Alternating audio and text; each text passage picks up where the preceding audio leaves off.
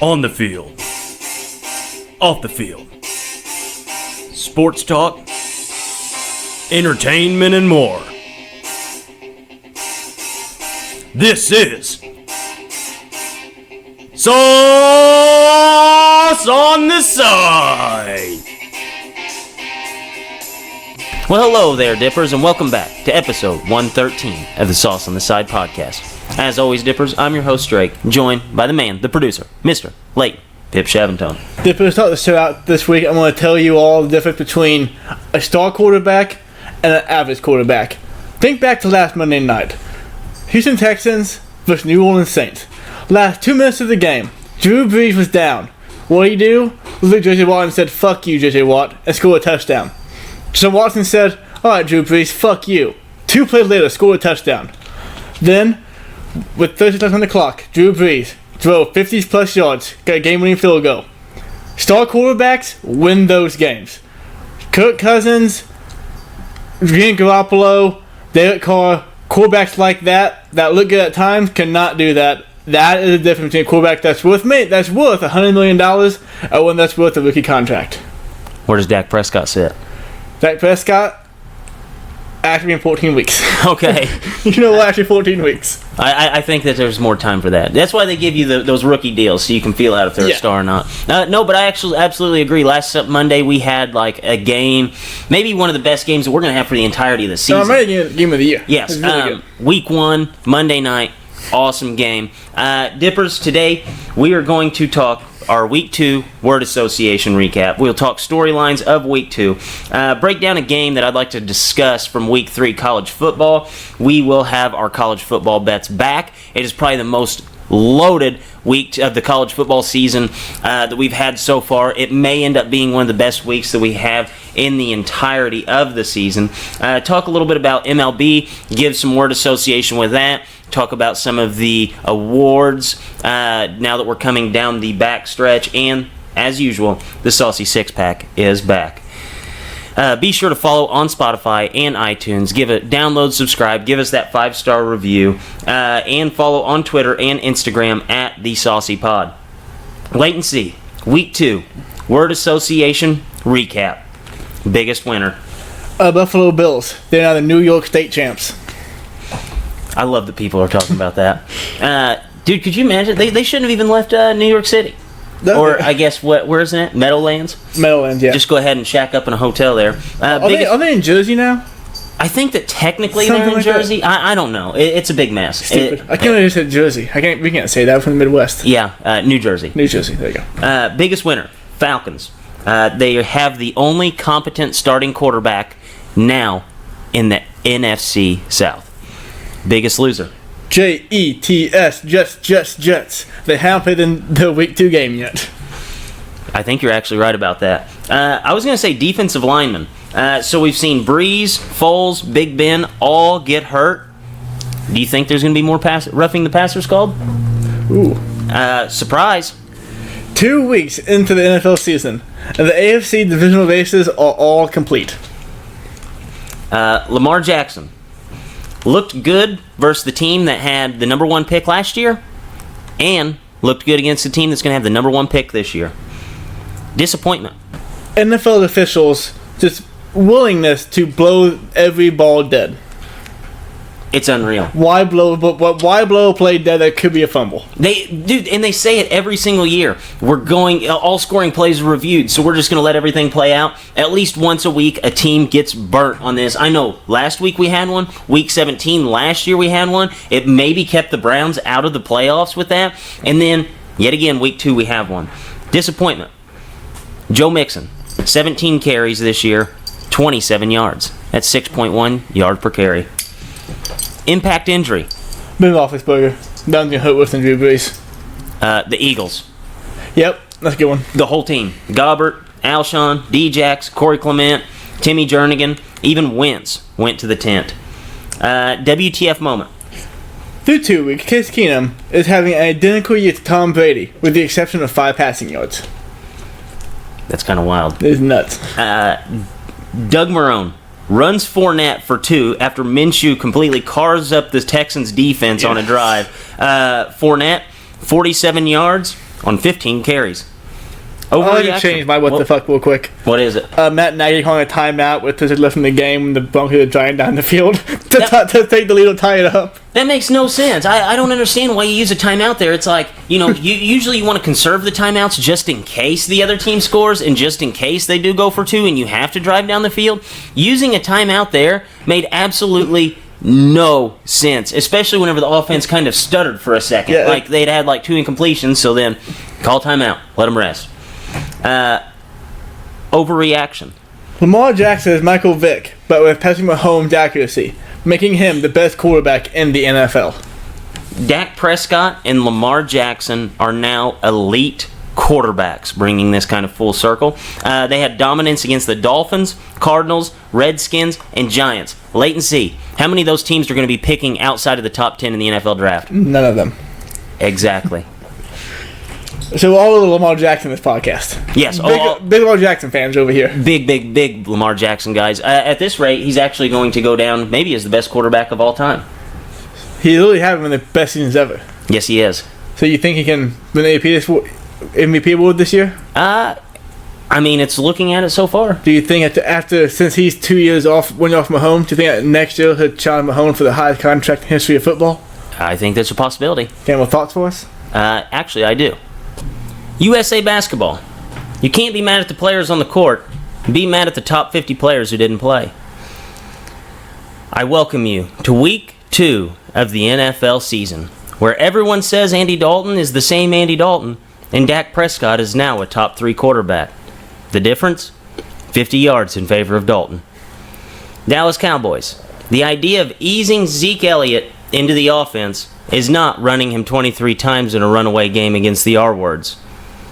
Only NFL quarterbacks with 600 yards, 5 touchdowns, 0 interceptions? Patrick Mahomes, Tom Brady, Case Keenum. Fit them all for a gold jacket.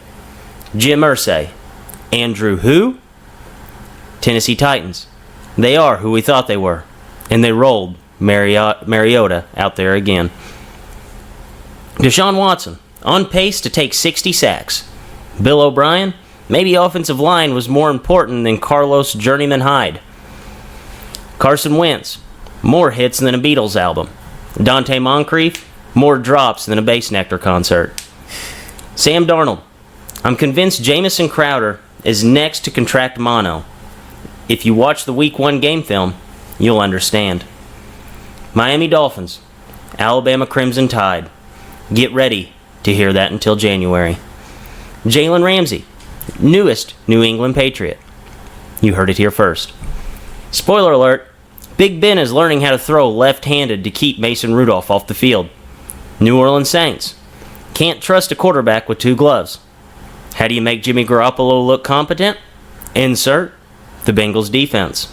And there's a new book out this week. It's titled, If I Ever Wanted a Quarterback to Stick Around for 20 Years, The Gardner Minshew Story. And it was written by Drake Holland. And those have been my thoughts. It was all a dream. I used to read Word Up magazine. All right, Latency. So we're going to go ahead and transition now to Week 2 storylines. So we had probably the biggest storyline of the week.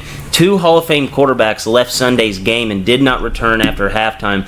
Drew Brees has a thumb injury that's going to keep him out the next 6 weeks. And Big Ben now has an elbow injury that is going to keep him sidelined for the remainder of the season. Which of these 2 are going to be more significant for their team for the remainder of the season? I think it's definitely going to be Big Ben. Mainly because it's after the entire year. And the Saints roster is good enough to still win games with Teddy Bridgewater. The Saints just have to be... They need Teddy Bridgewater to be as good as Jacoby Brissett for the next 6 weeks of the season. Yes. Because right now they're 1-1. The Falcons are 1-1. Buccaneers are 1-1. And the Panthers are 1-1. I don't think the Panthers make the playoffs. I don't think the Bucs make the playoffs. The Falcons won clicking against the Eagles last night, but they got absolutely housed at Minnesota. You know how good they are. The Saints roster with Alvin Kamara, Michael Thomas, the defense should be better than it was yesterday. Just have to play okay football, stay competitive till Week 10 whenever Drew Brees comes back, and it'll be fine. Yeah, you look at the next 6 weeks that they have, and by them I mean the Saints. They're at Seattle, then they play the Cowboys, the Buccaneers, the Jags, the Bears, and the Cardinals. realistically, Teddy Bridgewater can go 3-3 over this span. So you could realistically be bringing Drew Brees back to a team that's 4-4. Best case scenario, you might sneak an extra win in there. But if you look at the totality of this team, they are a very good football team outside of the quarterback position now. But we've seen Teddy Bridgewater play really good football, but that was back in 2016. So if he can replicate what he was in 2016, you may have a team that goes off on a 4-2 stretch over the next 6 weeks. And like you said, Leighton, they have such a dynamic crew there. They have Alvin Kamara, they have Michael Thomas, Ted Ginn Jr., Latavius Murray. They have enough, and this is really where the Latavius Murray signing is going to help out, where you can just run the ball over and over and over and over. And you even have Taysom Hill to kind of throw some stuff in there, give little wrinkles that Teddy Bridgewater might not be able to help with. So I don't think it's a death sentence for the Saints this year. Where you look at the Steelers, Big Ben's went 144-71 over his career, and without him, they're 15-11. So they're really not that good of a team. I know they still have a winning record, but a lot of that was early on whenever those Steelers defenses were much better than what they are now. And since 2014, this team only has 24 wins whenever Big Ben does not throw for over 300 yards. So that's really not that impressive. And you think of, Mason Rudolph, he's not going to go out there and throw for 300 yards night in, night out like Big Ben has done in the past. I think this Steelers season is going to kind of be a failure now. I think we're looking at a team that might win 5-6 games now. Yeah, I mean, Mason Rudolph didn't look awful out there. Him and Juju looked, the day comes to him, McDonald connected a few times there, so he looked fine, but the Steelers have more issues outside of quarterback. Like, their defense can't stop anybody for 2 weeks. Granted, they didn't get the easiest match of both those 2 weeks. Offense gets defense too, but they have more issues than the Saints do already. And, we know how football works. They're going to be shootout games, and I don't think Mason Rudolph is going to win a shootout game the way Big Ben could. No. And Jim Connor's hurt, had a knee issue, whatever. They have more problems than the Saints do. Absolutely. I agree with that 100%. So next up, Lamar Jackson has started off the season probably hotter than any other player in the NFL. He has 596 passing yards, 126 rushing yards, 7 touchdowns, 0 interceptions. As we sit right now, Leighton C., what would you say the chances are that Lamar Jackson wins the NFL MVP? Well, hold on. Before I give you my percent, I got to tell you the stat. Here are the players to have 550 or more passing yards and 100 or more rushing yards through the first 2 games of the season. Lamar Jackson, number 1. Steve Young. Steve Young? That's it. Wow. Yep, and Lamar Jackson has way more, his stats are way better than Steve Young's. Steve Young had exactly 100 rushing yards. Wow. But he made the cut. So, of that being said, this Ravens team now is really just odd, because they run the ball a whole lot of times, but the defenders are so concerned with the ability to run the football that these receivers are wide open. Yes. And like you've said, they've played some pretty easy teams the first 2 weeks of the season. They played Arizona and they played Miami, so that has helped. But I'm going to go with a 40% chance he will win the MVP award.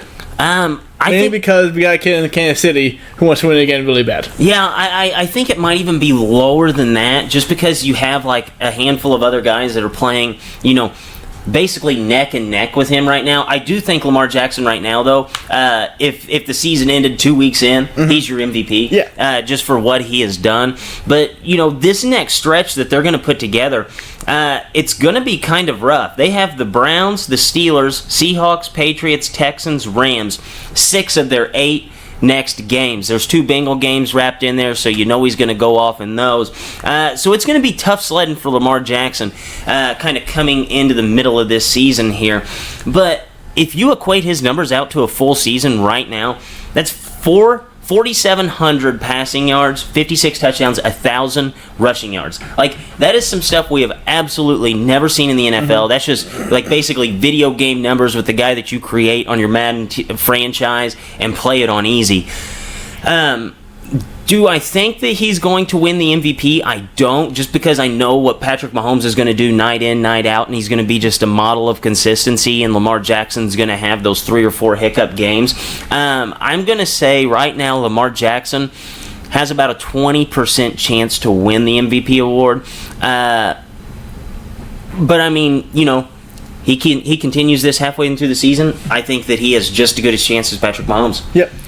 Before we go on to the next subject, Jake, I took down the passing yards to 500, to combine passing yards, 100 rushing yards, through 2 games in the NFL season, done 5 times. One Steve Young, one Lamar Jackson. Can you name me any of the other 3? Through the first 2 weeks of the NFL season. They've all been in your watching life. Michael Vick. Nope. Michael Vick has not been one. Nope. Okay, I'm going to go Cam Newton. Nope. Oh, man, this is getting rough. Can I get Tyrod Taylor? Nope. Man, this is tough. Russell Wilson. Nope. You want one more guess, then I'll tell you the 3. This is a lot harder than what I thought. I'm going to tell you these names, and you're going to be like, wow, Lamar Jackson's career could really fall off a cliff still. I don't know. I'm out of guesses. I thought for sure I had that. In 2000, Thunder Culpepper. Okay, I could see that. 2013, Colin Kaepernick. Okay. In 2012, RG3. Okay, so this thing could probably spiral out of control. Because he's out of control. Where do you think that he leans in this? Do you think he's more on the Dante Culpepper, Steve Young route, or do you think that he's more on the Colin Kaepernick and RG3 route? I'm going to say Steve Young and Culpepper route because he's never been injured yet. Okay. What derailed RG3's career was actually what both derailed both of you guys' careers had to do with their knees. Yes. One took a knee and one just tore his knee up. If RG3 never tore his knee up, if RG3 never tore his knee up, I still think he'd be one of the best quarterbacks in the NFL today. I absolutely agree with that. But he did, and Colin Kaepernick just was stood up without taking the knee. He'd be in the NFL somewhere. Yeah, you absolutely nailed that. All right, next up, Cam Newton has now lost his last 8 starts as an NFL quarterback. 9 passing touchdowns, 14 turnovers. He's had 10 interceptions, 4 fumbles. Cam is now 30 years old. Are you ready to say that this is the beginning of the end for Cam Newton's career? So I'm going to give him a little bit of slack. Going back to last season, those last 6 games that he lost, basically because he was hurt. He had so much in the offseason, we all know that. Could probably still have one of those 6 games, though. He just don't want to see that. This year, not good at all. 30 years old, a lot of injuries. I think the Panthers need to start thinking in the draft next year, take quarterback in one of the higher rounds. They got Will Grier. They get Will Grier. Sitting on the bench. So, Cam Newton, yeah, I think this is the beginning of the end for his career. Because his play style, he's not graceful at all. He didn't do a damn thing graceful. No. Every 15 passes, he'll stand there flat-footed, move his wrist, throw 100-mile fastball into a hole. You think, why can't he do that every time? Like, he can do it whenever he didn't want to. Like, I don't know. Part of me questions his love of the game anymore. And if you saw Andrew Luck of the injuries, just take it out of you. It's a lot. There's a lot that goes into this. And you think about it, it could really be summed up with one thing.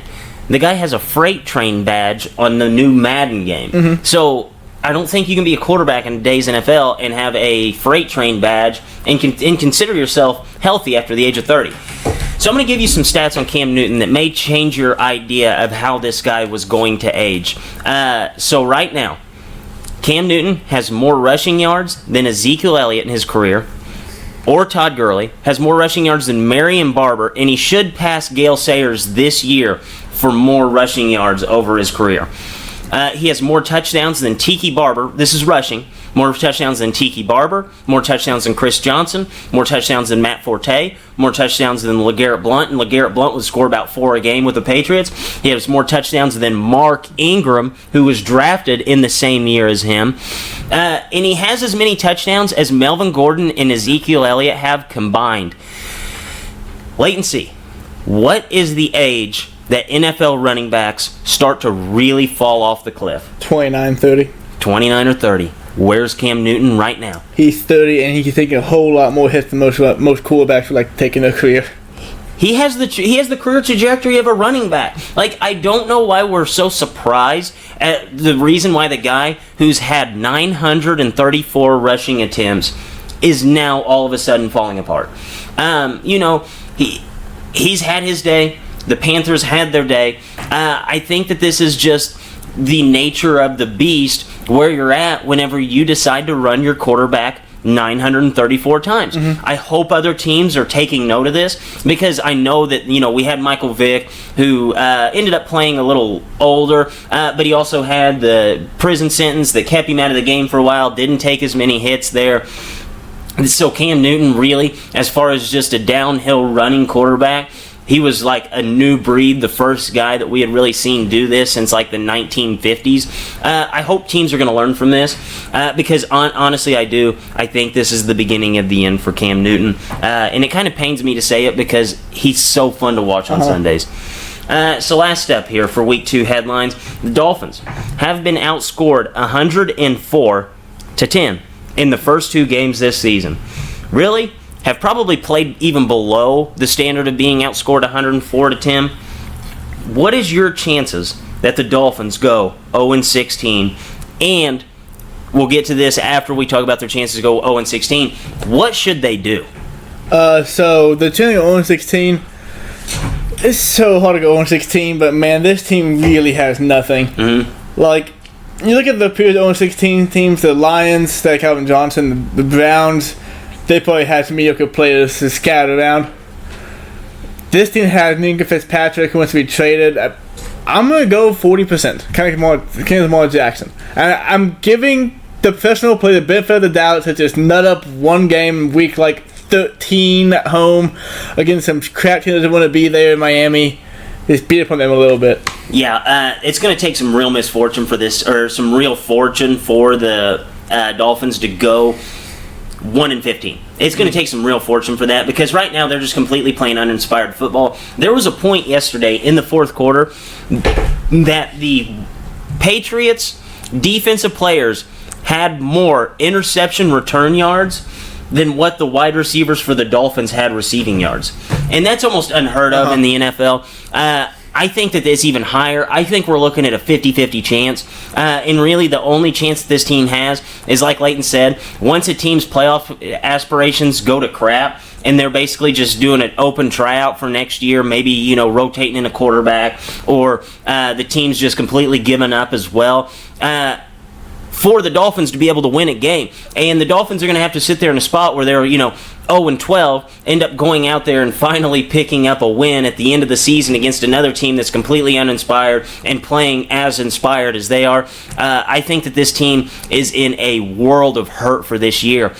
So second part of this, latency, what should the Dolphins do from here on out? This is tough to diagnose, but I think there's a way out of it where you can have success in a few years. I mean, so obviously they're not playing as a tank. But then what they do is they get the top pick in the draft, trade it to somebody for more picks in the draft, then suck again next year to get Trevor Lawrence. You're either picking the draft or you trade for the top pick this year to get linemen, and then try to learn some free agents to the shit show. That's the hardest part about this is they can get all the great draft picks in the world, and they might be good in 4 or 5 or 6 seasons. But at some point in time, they gotta get free agents to commit to play there. Because what happens, Drake, 4 years after this next NFL draft? You have to pay your. You gotta pay those guys. Yeah. And they're either gonna want to stay to get a big paycheck, or it can be a shit show still, and they're gonna want to leave. And you gotta have some other players outside the draft come in and be big play. Yeah. You can't win with all rookies. There's no way you're gonna win games. I guess in their mind they're thinking, okay, we got some good young guys right now. We'll get more young guys. In 6 years, we'll win a game with 5 years of experienced players. Yeah, it ain't gonna work. I think the answer right now is you don't start Josh Rosen a single game this year. If you start Josh Rosen and you play him at all, what's the point? His career is going to be worse than if you just sit him for the remainder of this season. I think the plan right now with Josh Rosen, you sit him all this year. You get him accustomed into the team, into practices. You let him take a lot of reps in practice. You let him develop as a player. You take Fitzpatrick and you basically feed him to the wolves every single week. And I hate saying that because Ryan Fitzpatrick, he's an awesome guy to watch. But realistically, it's a business. You have to win at some point. You trade everybody. You take Minka Fitzpatrick, you trade him. You take Xavier Howard, you trade him. You trade Kenyon Drake. You trade everybody that has any kind of draft capital relevance that you can move for draft.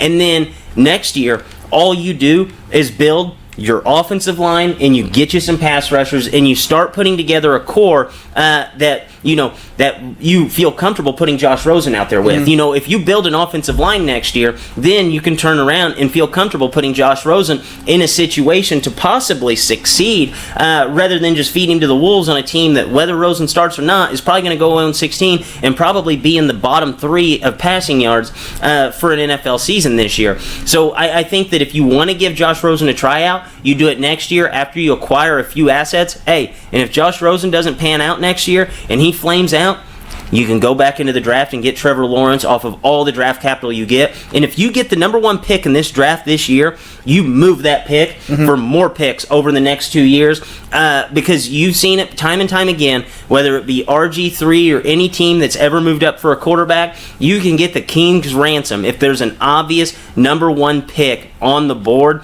And I think this team could realistically get 3 first-rounders for Tua Tagovailoa. Oh, yeah. I guarantee that. Definitely, definitely. 100%, yeah. So, wait and see. Well, before we move on, question for you about the Dolphins. I don't know how to word this, but you don't understand what I'm trying to ask. Okay. Are the Patriots better at being good than the Dolphins are at bad? Right now? That makes sense to you? Yeah. Okay. No. I don't think so either. I get the Patriots are. It's hard to imagine a team possibly being worse than the Dolphins having the first 2 weeks of the season. I don't think we've ever had a team, maybe the Dolphins that went undefeated, that were as good, because this team's going to run the table. This team will run the table. This team will be bad enough to lose every single game. And the only teams that you can say were as good as the Dolphins are bad are teams that went undefeated. And we only have 2 of those. Actually, one won the Super Bowl. So realistically, you have 1. So, wait and see. It is time to play some darts. Staple of the show. What is the dart game for us today? We're going to go off darts a little bit. We're going to evaluate the first week of some players, talk about if the season will keep going at the upward trajectory, or go down, or go up from being down. Okay. We'll each throw 2 for this then. Okay. So, wait and see. Your throw. We have a 12. A 12 is Case Keenum. Ooh, Case Keenum's actually having a pretty solid year. Case Keenum through 2 weeks is at 69% completion percentage, 601 yards, and 5 touchdowns. His team's 0-2, but he's been playing himself very well. So here's my thing on Case Keenum. Case Keenum can ball. I'm going to talk about Case Keenum a little bit, and Jay Gruden. Jay Gruden made Andy Dalton as close to an all-pro quarterback you could ever imagine Andy Dalton being. Yes. Like, Andy Dalton was putting up numbers for the first 2 or 3 years of his career. Then Jay Gruden left, got a hold of RG3. RG3 was freaking awesome. Then Mike Shanahan retires. Jay Gruden becomes head coach. RG3 tears his knee up. Head Kirk Cousins. Kirk Cousins again puts up numbers. Yes. So what can Jay Gruden do? He put up numbers with quarterbacks. And with no good wide receivers, too. Case Keenum also had a little person behind him. He had Dwayne Haskins waiting in the wing for him just to be terrible. So, I'm going to say Case Keenum keeps it up. I think he does too. I think Case Keenum's going to continue to tear it up. Every single time we've seen Case Keenum get thrusted into a spot to start, he's put up numbers. He really has. Whether he wins games or not, I know whenever he was playing for the Texans, like, things got a little dicey just because the team wasn't very good, and I know it was Case Keenum's first stint. He still put up decent numbers as a starting quarterback in the NFL. Then he goes to the Minnesota Vikings, and he almost goes to a Super Bowl with that team. He was 1 game away from a Super Bowl with the Minnesota Vikings, and he put up great numbers. He put up good enough numbers to make Pat Shurmur have a job in New York for 2 seasons and be absolutely terrible without sitting Eli Manning. That's true. Yep. That's how good Case Keenum was. Now he's a starter yet again on another bad football team, and here we are yet again with Case Keenum just out there putting up numbers. I think the smartest thing for the Redskins to do in this spot, call up the Saints, try to get Case Keenum over to the Saints. That way they could have a legitimate starting quarterback who's going to put up a ton of numbers for that offense until Breeze comes back, and you don't know how healthy Breeze will be in 6 weeks. If this is a thing that lingers, you're going to want a guy like Case Keenum there. But I think Case Keenum does, in fact, continue to put up these big numbers. Okay. And it's a bummer, too, because he's been on some bad teams. The only time he's been on a good team, he went almost to a Super Bowl. Yeah. All right, next throw. And we have a 17. 17. Ooh. Sony Michel. Through 2 weeks, he has 99 rushing yards, 1 touchdown, and is only averaging 2.75 yards per carry.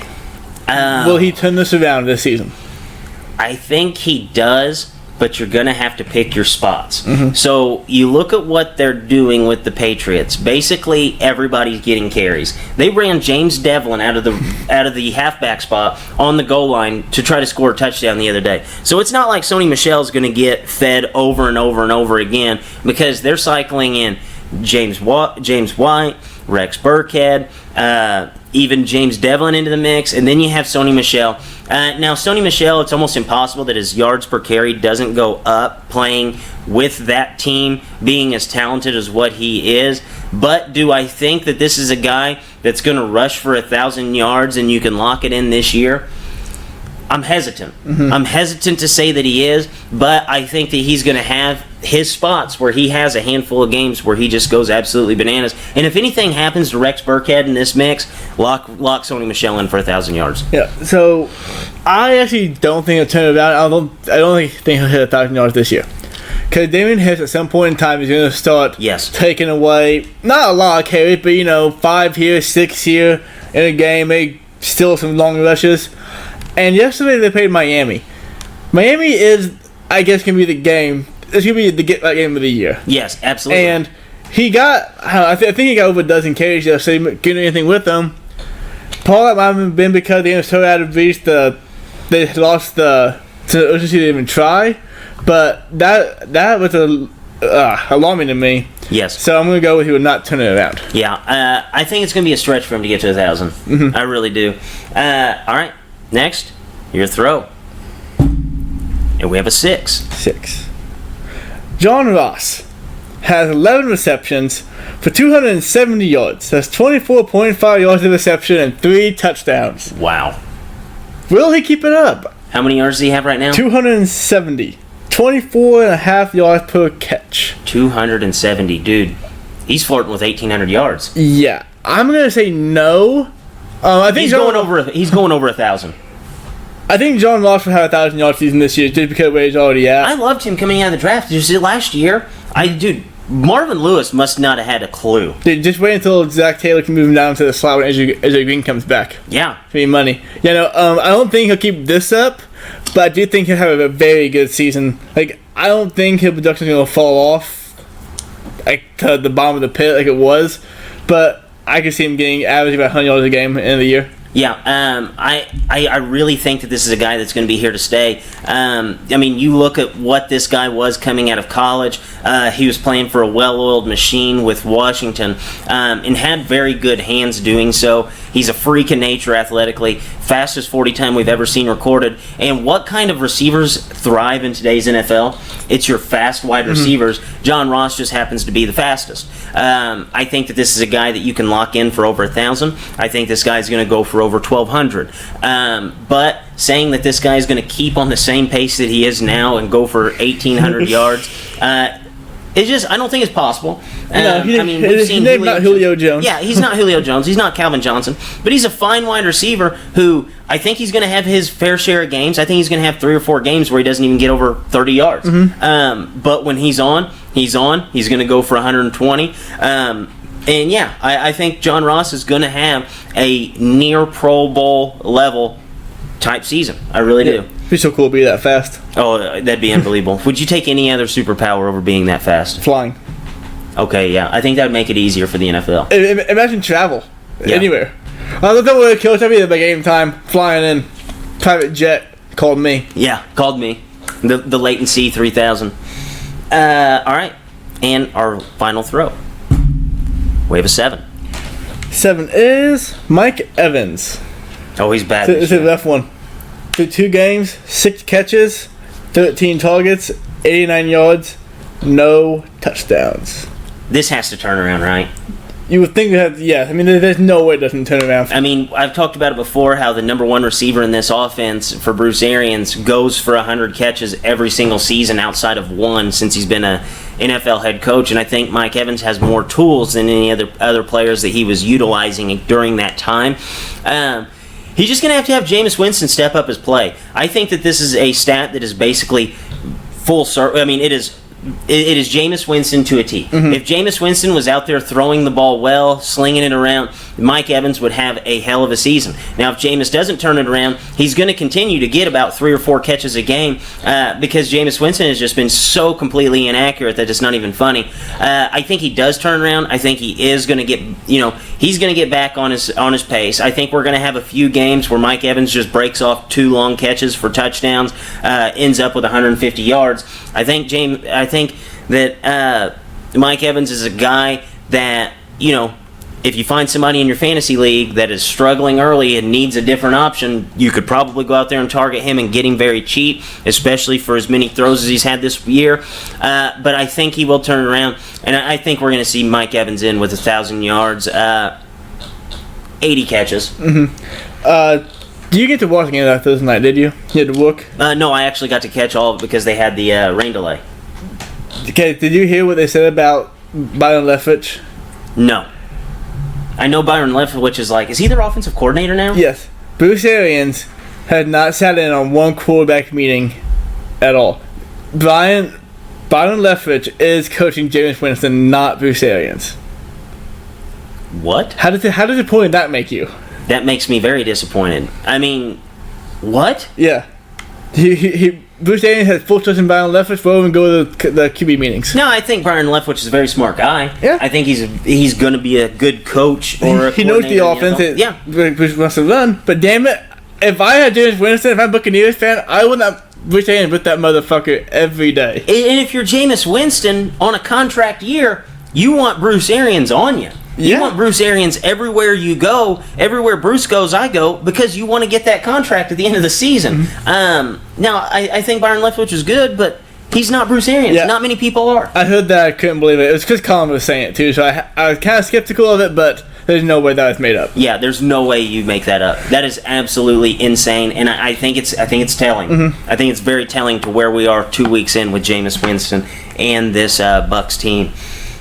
So, wait and see. That was kind of a fun game. I like that.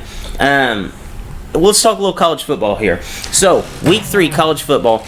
Correct me if I'm wrong, but I think the biggest storyline of this week, in my opinion, I know it wasn't the headlines anywhere, is that UCF finally had a team that was a, possible blue blood, a team that was from a big conference, come to Orlando to play them, and they dismantled Stanford 45-27 this past weekend.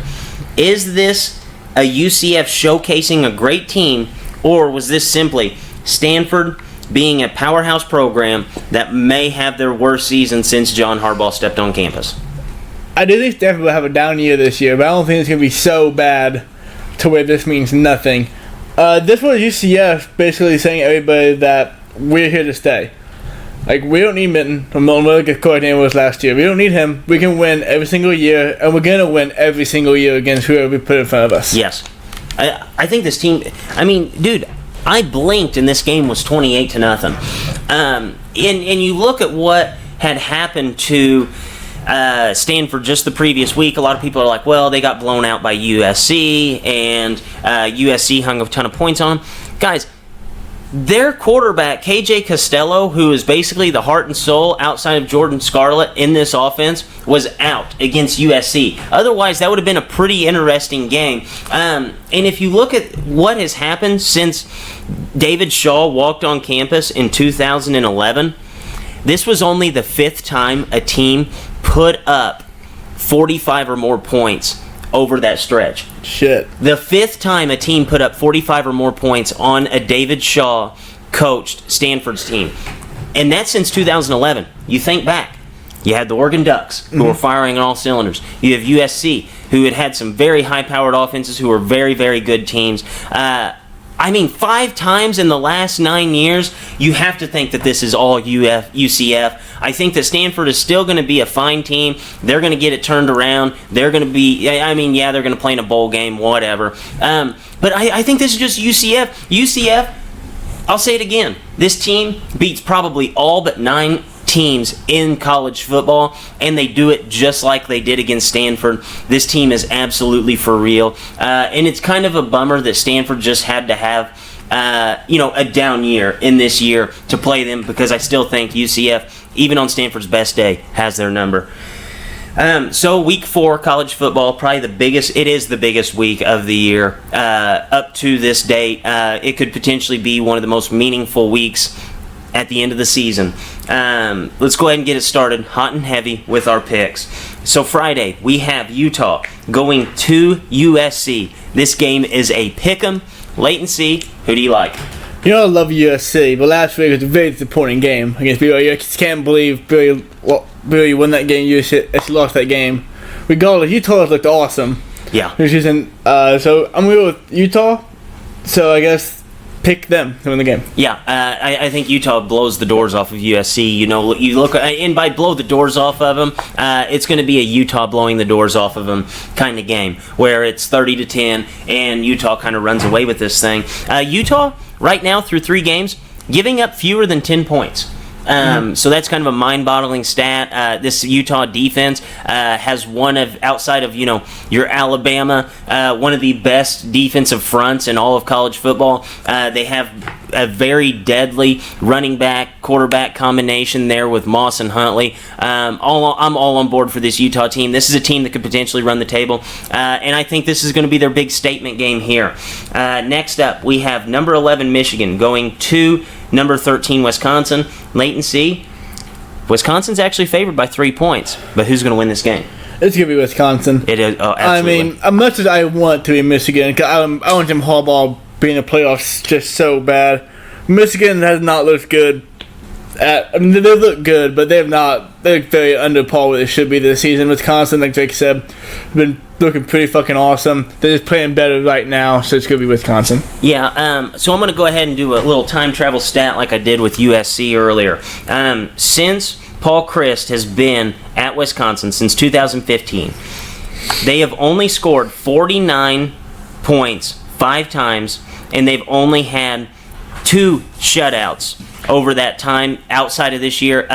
They've already scored 49 points in both of their games they played, and they shut both teams out. They beat their teams by a total of 110-0. It doesn't matter who you're playing on any given Saturday. 110-0 in 2 games is absolutely extraordinary. And you look at Wisconsin, they might have the best quarterback on their campus since they had Russell Wilson.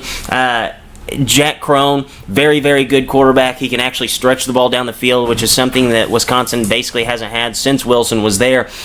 I think this is going to be a win for Wisconsin. I think this is a game that could possibly get ugly early, especially with the way that Shea Patterson is so careless with the football.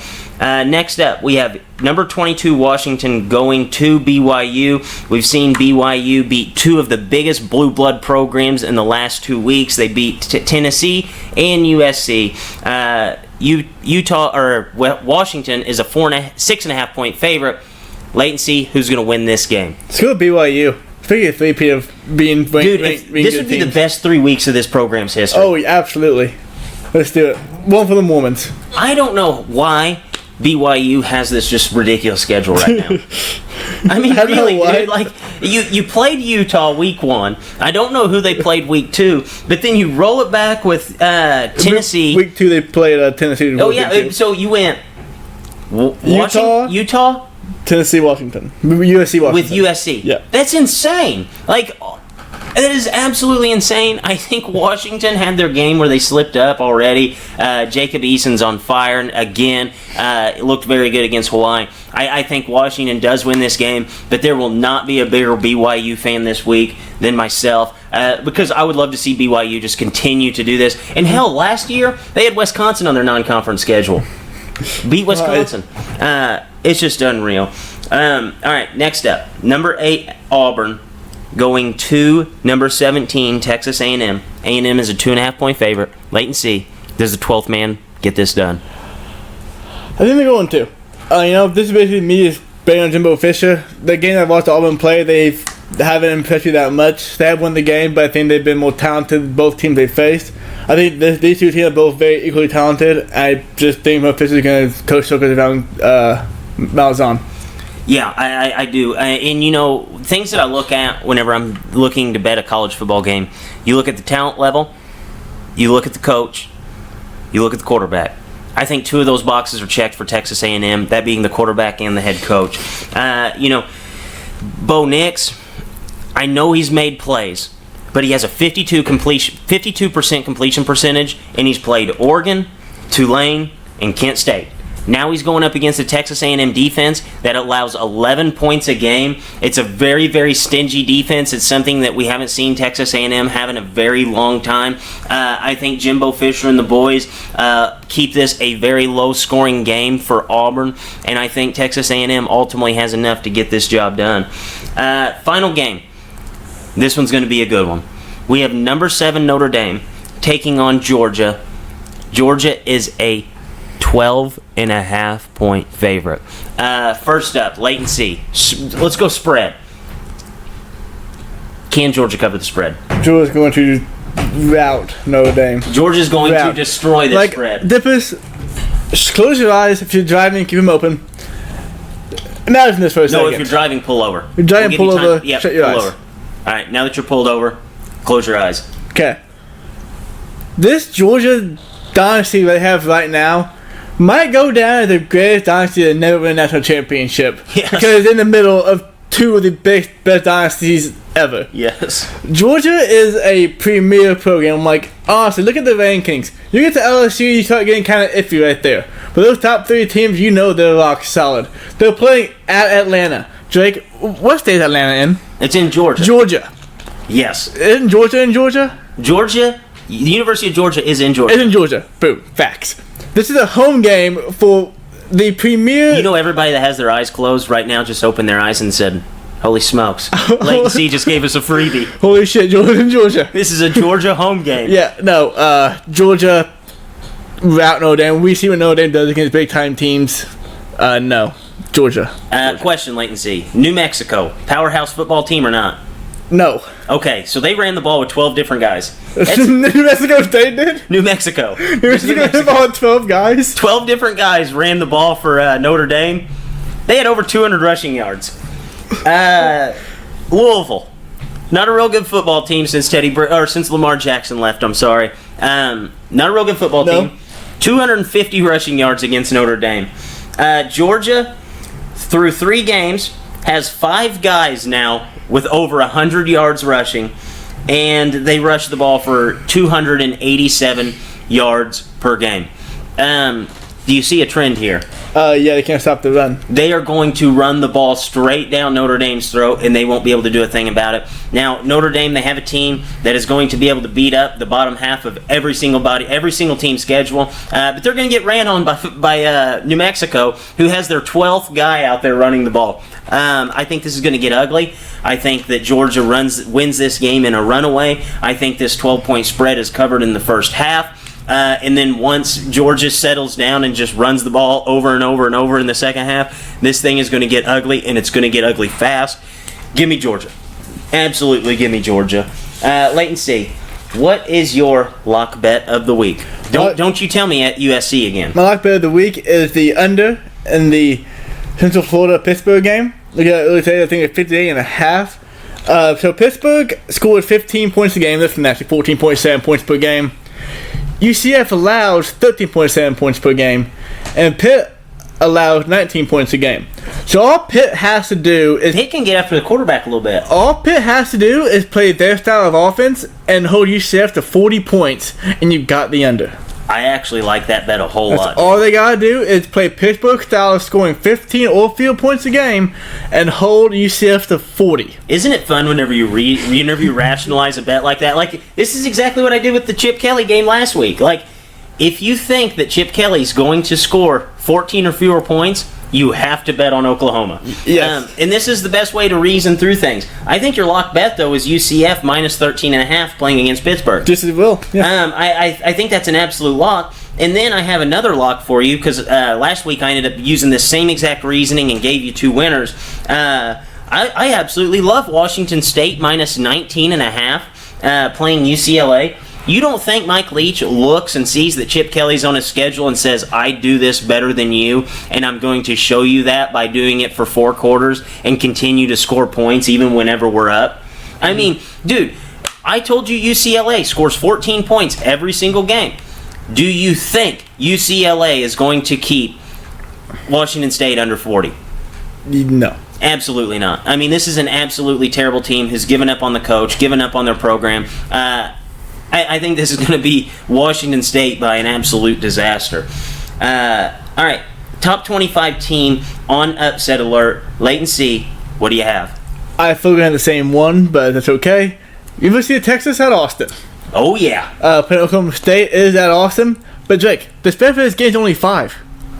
Oh, yeah. No, there's a reason why It's only 5 points. Oklahoma State is the best unranked team in football right now. Oh, yeah. Oh, yeah. Like, they have 550 yards of offense a game. They allow 23 That's points crazy. a game.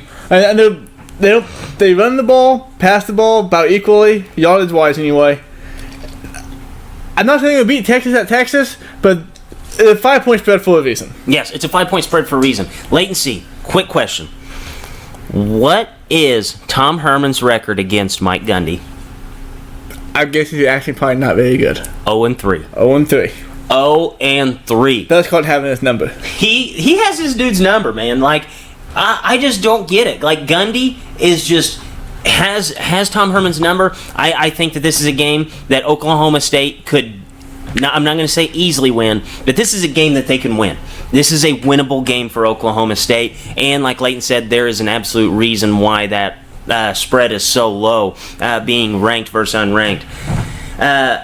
My top 25 upset, though, I know it's almost a cop-out because the team is ranked 25th, but I just have to give you this team to put you on your betting radar, and it's SMU Mustangs. Guys, this is a team you should have been betting early and often because this team covers every single spread every single Saturday. So if you don't know anything about SMU football, especially over the last, basically 50 years, they put up about 1 million points a game. They give up a lot of points, too, though. SMU, they have one of the best quarterbacks they've ever had on that campus. They have Shane Buechele. If you don't know anything about Shane Buechele, he was the quarterback the first year for Herman at Texas, and then he ultimately got beat out by Ellinger. But this guy can throw the deep ball. I'm going to say he's top 5 deep ball throwers in all of college football, and he just happens to play for SMU. I think this is a game that is, it's basically a home game for both teams. So you're looking at a Dallas versus Dallas matchup, or Dallas versus Fort Worth, I'm sorry. They're about 2 minutes apart. I think that there's no reason why SMU doesn't win this game. I think that they're going to put up a ton of numbers. And you look at what this team, I talked a lot about the offensive side of the ball. Defensive side of the ball, SMU has a guy named Patrick Nelson who's an absolute game breaker. He has 5 sacks this season, and he's a safety. So the guy's all over the field. He's buzzing around. He already has an interception this year. He has 5 sacks. The guy's going to make at least one play this game, and I think that one play is going to be the difference to give SMU the edge. So, Leighton C., game that interests you the most?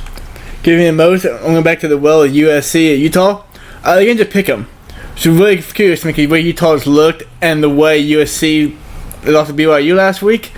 So, kind of curious again to pick them. I feel like the game might be an upset, but I feel like you're going to pull it out. Regardless, though, that makes it more very curious to me. Yeah, and the game that interests me, basically for the same reasoning, is that Oklahoma State-Texas game. Mm-hmm. I think that's the game that interests me the most because, you have all these Texas fans who got all high and mighty at the beginning of the season talking about how they're DBU. They end up getting 500 yards of offense put on them against LSU, and they basically just completely overlooked losing that game. They're like, oh yeah, well we lost to LSU. That's a top 4 team in the country. We lost by 1 touchdown. We're still back. We're still going to win the Big 12. We're going to run away with the Big 12. And they act like they're the favorite in the Big 12, even though there's a guy named Jalen Hurts who's out there in Norman just absolutely lighting the world on fire with more touchdowns than he has incompletions. I think this is going to be a big telltale sign to what we can expect from Texas for the remainder of this season. And for that reasoning alone, I think that game interests me the most. All right, Leighton C., it is time. I know we took a hiatus last week because we wanted to be all football all the time. But what is your shittiest take of the week? So this week I got 2 for you. Lay 'em on me. One's about sports, one's just pure stupidity and lack of reasoning. If you want to hear first. I like lack of reasoning. Okay, so last night I was driving in my car, and I guess some company, I've heard it before, but I guess something called Bang Bros. Yes. Wants to name a stadium or something. I had to Google it, I hadn't know anything before this, but I guess it's an adult video site. Never heard of them. Speaking sickos. But the guy on the video saying, how are they going to call it? Like, they call it the Bang Bros Center? Because that'd be a huge joke in itself. And the guy goes, no, they call it the BBC. That could be a whole number of things. Play the broadcasting channel, Bang Bros Center, whatever you want it to be. The guy's response to why that would not work is, no one's going to call it that. Think about the StubHub Center. How many times have you called it the SH Center before? So the joke completely flew over his head. Yeah. I think, no, man. Like, the reason BBC would, because it's Bang Bros Center and also British Broadcasting Network. No one calls StubHub SH. SH, yeah. And, like, the reason people would call it the Bang Bros Center BBC because it joke onto itself. They're just not trying to shorten the name of a stadium. Do you think they could ever get that done? It's $500 million. Oh, they offered $10 million. Yeah, so if they can get $500 million, I can guarantee you. No, I don't know the exact price, but I remember they used in the show. There was like $500 million. Someone's going to take that naming right. I have a serious question. Do you think that if they started marketing for that today, by the time they announced who was going to have the stadium, that would be the largest GoFundMe ever created? I think so, yeah. I think that would take. I think so, yeah. Who on GoFundMe? People who probably watch those videos on the website. I have a feeling that's who it is. I have a very good guess that there would be a lot of people just throwing $20 in there. That would be like the largest amount of income brought in by $20 a pop. I mean, you know what? I might even get $5 into, feed the economy, do my part. Yeah, do your part. The other shit about sports, though, came from the Concast show today. I have searched the internet for a while to find this guest's name. I cannot find him, but he is a Cowboy homer. He played on Max Kellerman. He played Skip Bayless. No, better. He played on the Cowboys with Troy Aikman. Oh. So he's like 80s, like Cowboy is gold. Yes. He was talking about that Dak Prescott. He said, people always say that Dak Prescott needs Zeke to win. We look at the first 2 weeks, he hasn't really had Zeke. Zeke's been out there. So let's just go the first 2 weeks of the season real quick. Week 1, yeah, Zeke had 13 carries, 53 yards, and a touchdown. He didn't really have Zeke, but Zeke was still out there. Yesterday, 23 carries, 111 yards, 1 touchdown. So he definitely had Zeke yesterday, but that's not the point I want to get at. The point is the overall presence of Ezekiel Elliott is the equivalent of Lamar Jackson's legs. Yes. Okay? If Lamar Jackson had the running ability of Tom Brady, Lamar Jackson would not be a starting quarterback in the NFL. No.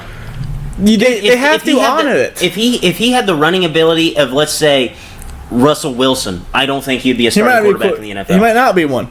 And you have to just honor the fact that he's back and you know what he can do.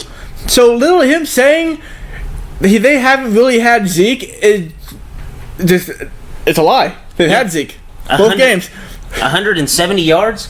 What was it? 170 yards in 2 games? Yep. Close to 164. Okay, 164 yards. Yeah. So that's 74 yards a game and a touchdown each game. Yep. Haven't really had it. Haven't had it, man. My shit take is actually going to go out to Colin Cowherd. So you had the Colin Cowherd show. I have Colin Cowherd himself. This is a quote. Saints just don't have a dynamic offense, and nobody is scared of the offense. Then he referred to the offense as dink and dunk. And he was talking about the Saints offense last year and the Saints offense this year. And he even said, he went as far as to go with this. He was talking about his picks from last week, and he had to sum them up in 3 words. You know what he said about picking the Rams over the Saints? I told you so. He knew Drew Brees was going to get hurt. You knew Drew Brees was going to get hurt. You knew that they were going to call the touchdown back. Like, there's so many factors in that. Like, anytime you win a bet and the starting quarterback goes out, you say, I got a freebie there. That was luck. I got myself a freebie. I'm going to tell you, Colin Cowherd, why you were wrong. So last year, this non-dynamic offense had the 3rd most points per game last year.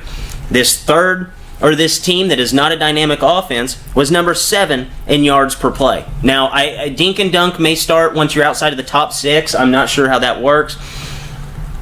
And the only team that scored more touchdowns than the Saints last year was the Chiefs, and we would all say that the Chiefs have a dynamic offense.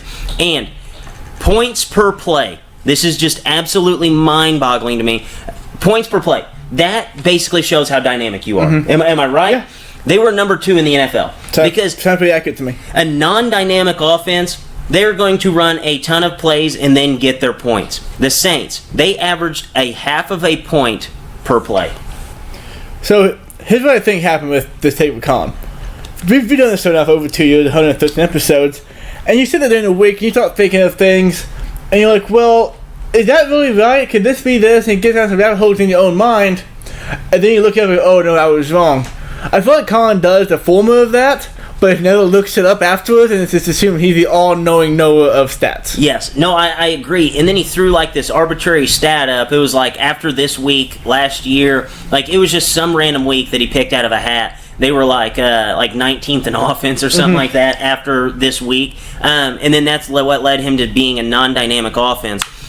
Just last week, Drew Brees threw for 370 yards. They rushed for $150, and they had 7 yards per attempt rushing the ball. That's as dynamic as you get in the NFL. And they had 2 wide receivers that went for 100 yards. That's pretty dynamic in itself.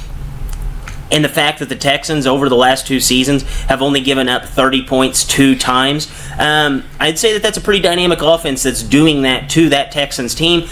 Colin, I think you're just completely wrong with this. Any offense that has Alvin Kamara, Michael Thomas, Ted Ginn, it's dynamic. Yes. I don't care what you're doing with that offense. You have probably two of the most 15 dynamic players in the NFL on that offense. Absolutely dynamic. People are scared to play that team. There's a reason why every single week the Saints have the highest point totals of the week, and it's just simple facts. And you know what he used to say that they're not dynamic?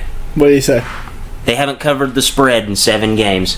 That's it, man. Dude, covering the spread and being a dynamic offense are 2 completely different things. Look at the overs if you want anything of that. It just drives me nuts. Alright, so let's go ahead and get off of that and head to MLB. So Leighton C, this is the home stretch. Yep. We've got 2 weeks left in the MLB season, give or take. I thought we should go ahead and bring this show full circle, and we will do some word association for the MLB. I thought this would be kind of interesting to do. We haven't done this in a while. So, NL MVP. It's a really, really, really tough one. Yes. I know I'm saying more right now, but it will be Christian Yelich. But he got hurt. So now the question is, can Cody Bellinger play poorly enough for the last 2 weeks to play his average below 300? Should people still feel the urge to vote for Christian Yelich? Time out. Did I call this a long time ago? But he's not batting 280.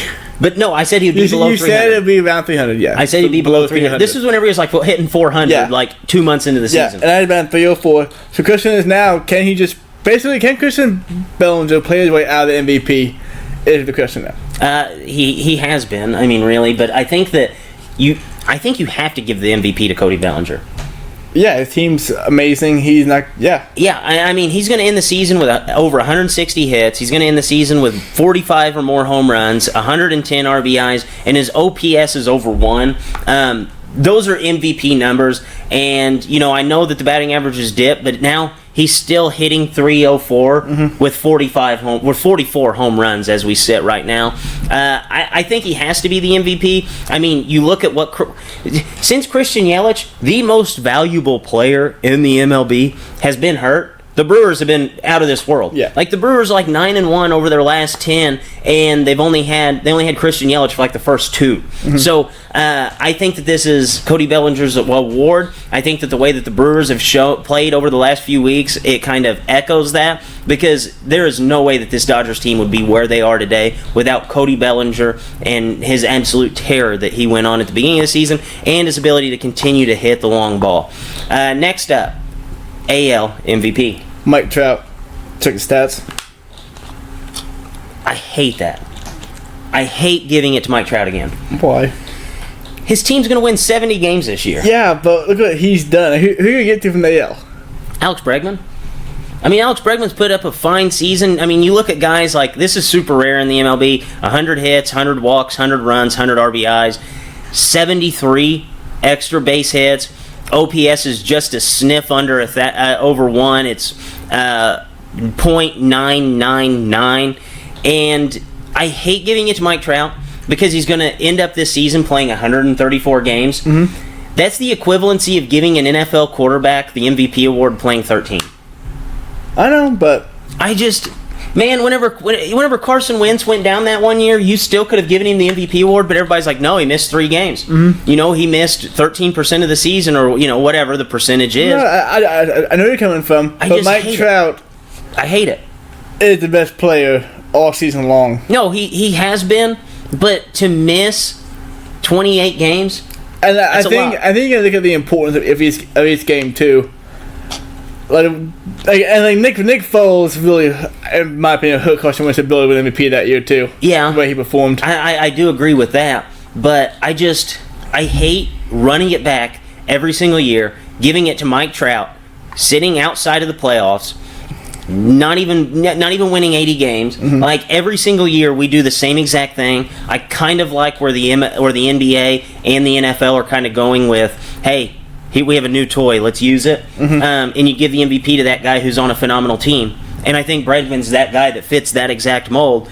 And that's why I think he should win it. And I just hate doing the same thing over and over and over and giving it to Mike Trout whenever he misses 20 games every single year and he's on a team that doesn't even make the postseason. It just drives me nuts. Is he the best player? Sure. Yeah. But I just hate doing that. Race to watch. NL Central. Right now, I think the Cubs are 2 games behind the Cardinals, and the Brewers are 1 game behind them, so 3 games back. The Cardinals play the Cubs 7 more times for the last 10 games. 4 games this week. 4 games this week. This could be a great race to watch. I think that's the only race to watch. I think the NL Central is the race to watch. Nobody looks like they want to win it except for the Brewers now, who just went on a tremendous streak with their MVP on the bench. Team you don't want to see. The Houston Astros. It's just, who you want to face? Verlander, Cole, Greinke, and who you want to pitch to? Yeah. That team's so good. Yeah, they're So unbelievably good. I kind of figured you'd go AL, so I went NL with this. I went with the Braves. Did you realize that the Braves started off 21-21, and since then have went 72-37? I knew they were hot, but I didn't realize they got that hot. 72-37. Yeah, I knew they got really hot at one point in time, but That's just unheard of in the MLB. And you look over their last 17 games, they're 13-4. So it doesn't look like they're cooling off anytime soon. First team to flame out. Yankees. I hate the Yankees, but I'm picking basically because they don't have the pitching staff. Yeah, they're gonna win the division, so they're gonna be in the series automatically no matter what. No wild card for them this year. Severino might pitch awesome game 1, but can Paxton, Cam Tanaka compete in the next 2 games if they don't that start? But yeah, can those 2 guys pitch? And I have my doubts about it. I 100% knew you were going with the Yankees. I think that's the obvious choice. I really do. But I went with the Dodgers, and here's why. Okay, whenever the Cubs win their next game, every single team in the every single division in the MLB, except for the NL West, is guaranteed to have a team, at least 2 teams, with a winning record this year. The Dodgers, they have not faced any good teams in their own division. And, there's something to be said about a team that's like battle-hardened and ready to go for a postseason run. They've been through the fires. This Dodgers team really has not been through the fires. I mean, we could realistically end this year, and all it takes is the Diamondbacks to go 2 games below 500 over the next 2 weeks, and they finish without a 500 record. So I really think it's the Dodgers. I don't think that you can play bad teams basically half of your season in your own division and go into the postseason just ready to compete against great talent every single night. Wild card lock. Tampa Bay Rays.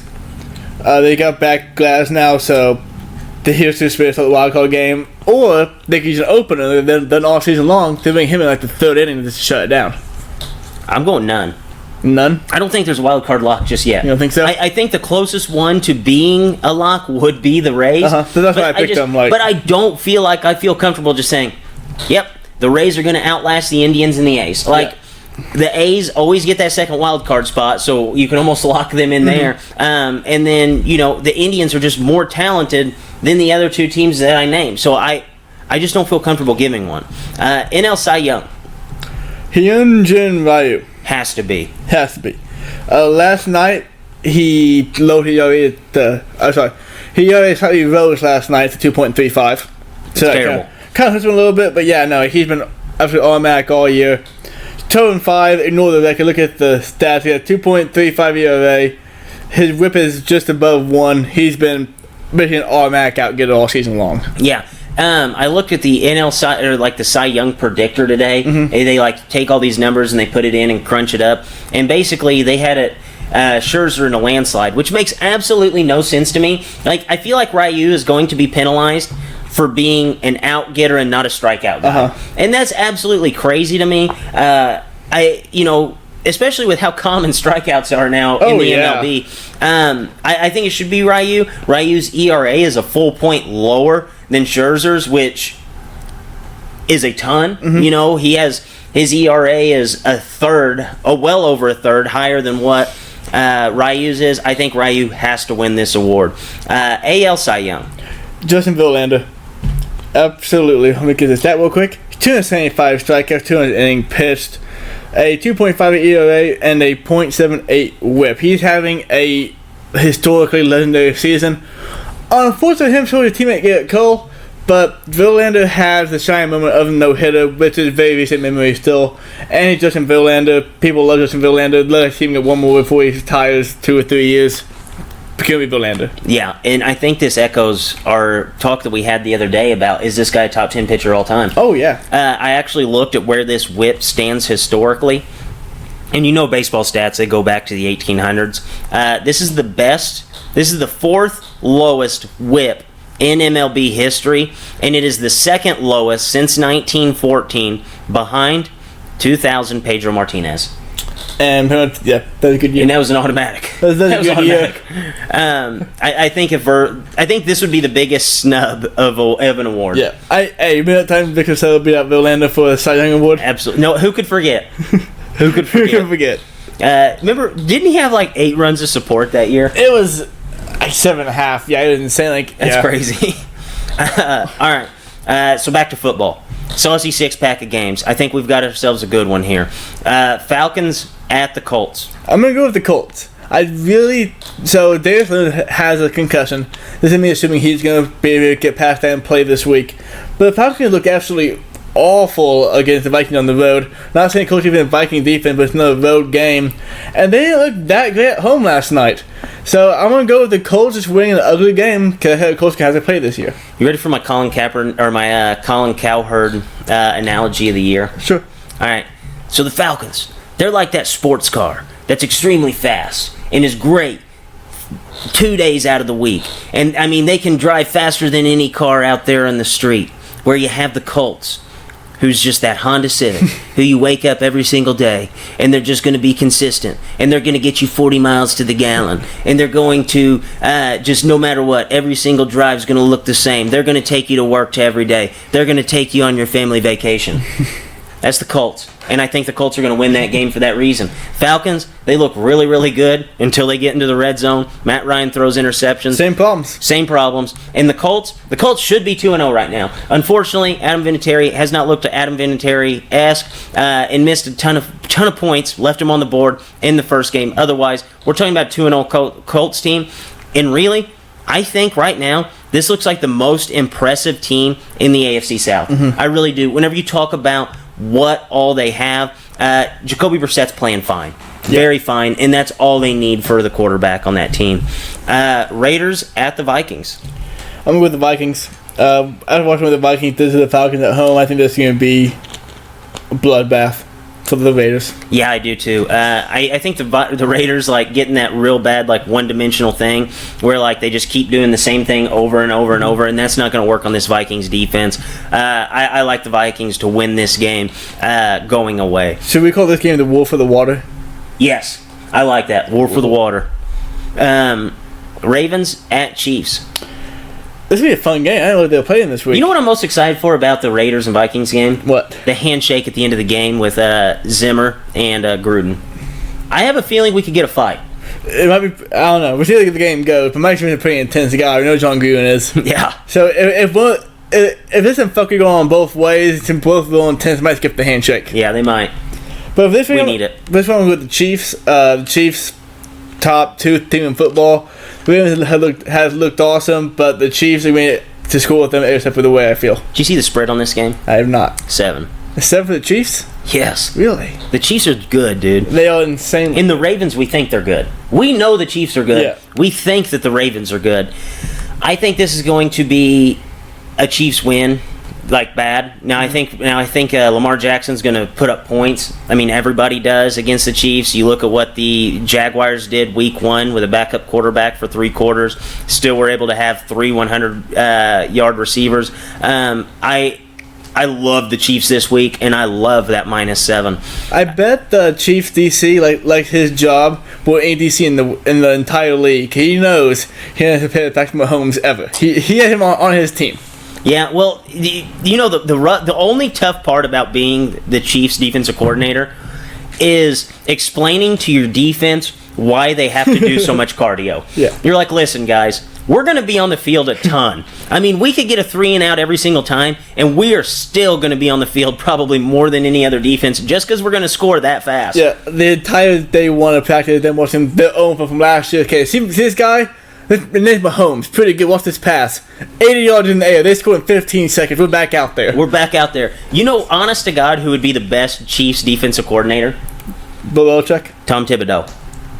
Yes, he would be. They'd all be very in shape. They'd be in shape. Wind sprints, baby. Everybody on the line. Start Start boards, practice. 5 yards apiece. Let's go. Every yard, I want you to touch the ground. Come back. We're doing it for the full 100. Every yard. Dude, if he went out to a football field and saw the lines on the football field, I think he would make a coaching change.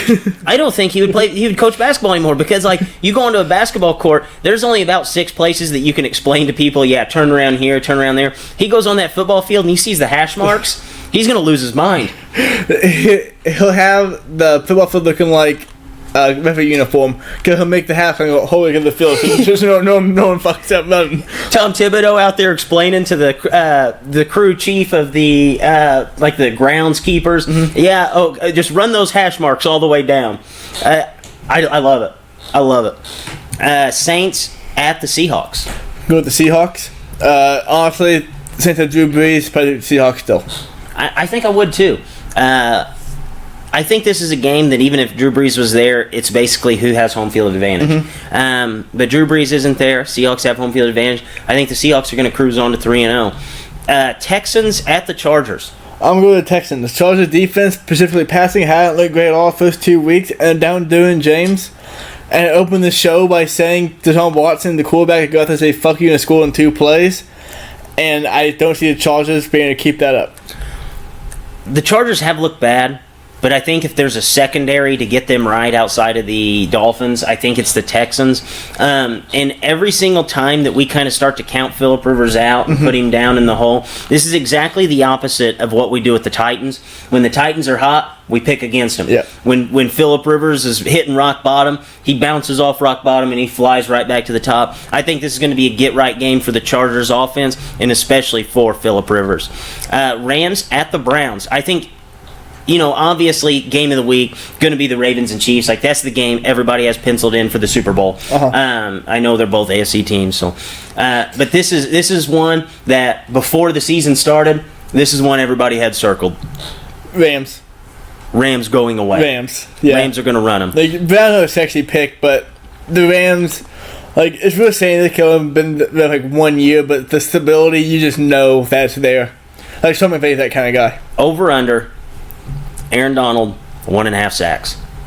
We'll go over. He'll get 2. I think he'll get 2. He'll get a better offensive line, wherever he goes. Did you hear that at the fucking end yesterday? Yeah. This towards him poor tackle. Yeah. Guy had no chance. Dude, 5'10", defensive end, Aaron Donald. Faster than you are. Yeah, faster than you. So, wait and see. It is time to put our producer in the spotlight. Each week you go out and you watch several different movies, and you always bring in one to review. So what do you have for us today? This week I'm going to talk about It, Chapter 2. And this one interests me. I'm going to open this up by being this person. I have not read the book, but I feel like the book would be better than this movie would be. So The movie's that bad? It's not bad. It's just... So... If you from the trailer, the guy says, the farther away you get from Derry, the less you remember. And he means that literally. Like, they come back to Derry and they don't remember what happened when they were younger. Wow. And like it takes like little events here and there sparking the memory to remember all what happened. And that just didn't translate well to a movie. Right. So, the movie was almost 3 hours long, so it's a very long movie. Oh, wow. it keeps going at a good pace and it really drags on, but you don't like how it's going because since they have to remember how they remembered the things, they have to have flashbacks, the thing you didn't see in Chapter 1. Do you remember in Chapter 1 when they had that fight in the street and the game kind of split up for a month or whatever? Yeah. All the events take place in that 1 month span of time. So you're seeing what you didn't see during that 1 month in the first movie. Okay. Which is really cool. And watching things back to back, but having 2 years off the movie, if you didn't watch the first movie right before it, you're going to be kind of, oh, that's kind of a stretch. Right. So there's little things like that I think would just work better as a book than as a movie. But that being said, they did really got a good job casting this movie. Like if you look back at the younger actors. 2 years. It takes me about 2 years to read a book. So I would probably be in the same spot you were at the movie. My sister read this book. I've seen this book. This book, I think, is like 1,300 pages. Oh my goodness! It's humongous. It's the Bible, man. Like it's huge. It's the Bible. Like it's a Bible and a cookbook put together. What this thing is. That's insane.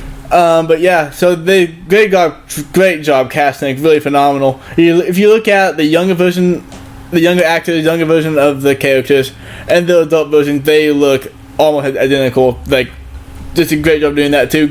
Great acting, good directing. It's just a source material. For as good as it is, doesn't work for it. And this is one of the very rare times I will say this movie is probably as good as it could have been. So that being said, we could have been. I'm gonna give them the notch for doing the best. Give 2.2 dips. Still good movie, still worth seeing. But the first It movie, I did watch before I saw this one.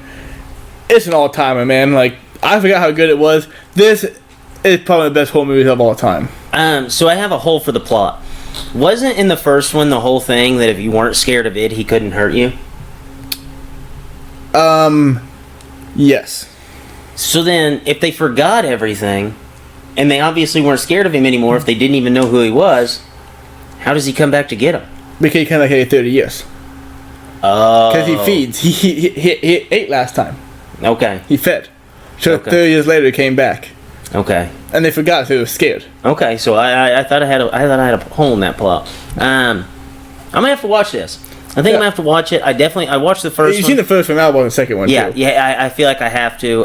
Especially it is something that kept me up late for about 6 years after I watched it. Whenever I was like 4. Yeah. Yesterday morning, I actually watched the 1990 one, and it's not scary when you're 26. It's not. No, it's kind of funny. Yeah, I'm gonna have to check it out.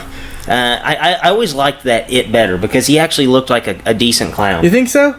See, my girlfriend liked the older one better too, but I'm like, man, I thought the new one was so much cooler. Yeah, well, the newer It looks cooler, but like whenever you're thinking of like a clown that's like going around killing people, like it's kind of goofy to think of him as basically Bozo the Clown. Okay. Alright. Any bold predictions this week? For this week, Lamar Jackson come back down to earth a little bit. My bold prediction for this week is that Mike Gundy and his mullet advance to 4-0 all time against Tom Herman. And on that note, And that night, one more chair dies. one more chair is down, one more coffee table broken, and one more hole in the wall. Texas DBU, my friends, is not back. And on that note, for Drake, for Leighton C, Dippers as always, stay saucy.